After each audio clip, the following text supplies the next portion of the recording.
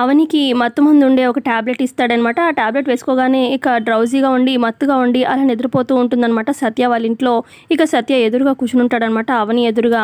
ఇక అదే టైంకి డోర్ ఎవరో నాక్ చేసినట్టుగా అనిపిస్తుంది. ఎవరు వచ్చారు ఈ టైంలో అని చెప్పి డోర్ ఓపెన్ చేస్తాడనమాట సత్య. ఇక ఓపెన్ చేసి చూడగానే ఎదురుగా అక్కడ శ్రీకర్ ఉంటాడు. కోపంగా చూస్తూ ఉంటాడు. అవని ఉందా అని చెప్పి లోపలికి వస్తూ ఉంటాడు. ఏంటి లోపలికి వస్తున్నావు అని చెప్పి అడుగుతూ ఉంటాడనమాట సత్య. చెప్పు అవని ఉందా లేదా ఇక్కడ అని చెప్పి అడుగుతూ ఉంటాడు శ్రీకర్. అవును ఉంది, ఇక్కడే ఉంది అని చెప్పి అనగానే ఇక మాటకి చాలా షాక్ అయిపోతాడనమాట శ్రీకర్.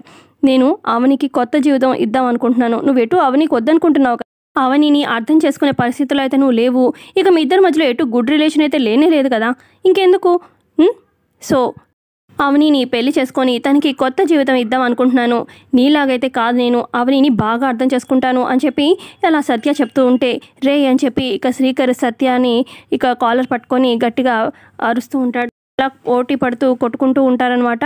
ఇక మరి పడుకున్న అవనికి మెలకు వస్తుందా లేదా ఏంటనేది కమింగ్ ఎపిసోడ్లో తెలుసుకుందాము. వీడియో నచ్చితే లైక్ చేయండి. Thanks for watching.